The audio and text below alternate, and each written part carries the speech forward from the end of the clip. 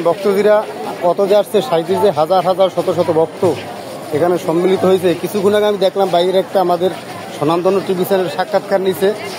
আসলে যে আমাদের মরমী সাহিত্যের প্রধান আকর্ষণ হচ্ছে আমাদের লালন সাজি, যে এর কথা আমরা কোনো ক্রমে অনস্বীকার পথে মরণ ফাঁসি, সেই পথে মন সদাই রত, মনে রে যাব কত, মনে রে যাব কত, যে পথে মরণ ফাঁসি, যে পথে মরণ ফাঁসি, সেই পথে মন সদাই রত, মনে দেব যাব কত, আমি মনে দেব যাব কত,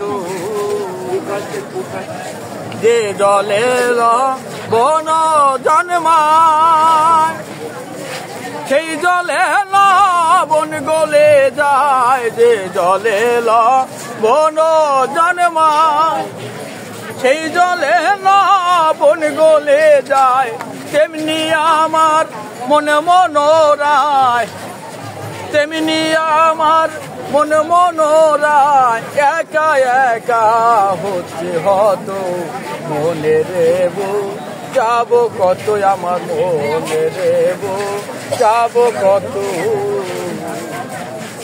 চারে লোভে মদ সগিয়ে, জালির উপর পরে লাফিয়ে, চারে লোভে মদ সগিয়ে, জালির উপর পরে লাফিয়ে, তেমনি আমার মন ভেয়ে, তেমনি আমার মন ভেয়ে, মরণ ফাঁসি নিচ্ছে সে তো, মনে দেব যাব কত, আমার মনে দেব যাব কত,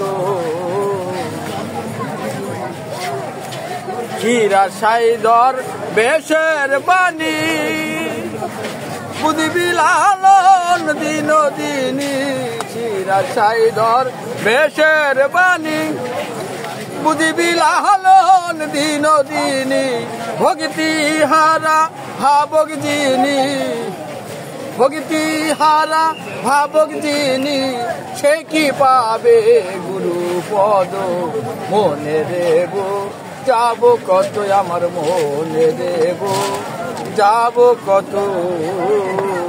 অসংখ্য ধন্যবাদ। আমার গান শুনে অবাক যে আসলে সাহিত্যের গান যেই গায়, আসলে এটা বলবো কি পরম পূর্ণময় সৃষ্টিকর্তারই একটা অবদান, যে সাহিত্যের গান যেই কণ্ঠে আনুন না কেন তার সুর কিন্তু এসে যায়। আপনার নামটা বলবেন ভাই? আমার নাম মোহাম্মদ রফিকুল ইসলাম, আমি মানিকগঞ্জ হতে আসছি। আমি এই লালনকে খুবই ভালো লাগে, লালনের আঁকড়া আসি প্রতি বছরই। আমি যদি ঘুরে আপনার সাথে একটা ফটো নেই, কোনো সমস্যা আছে আপনার? কোনো সমস্যা নেই।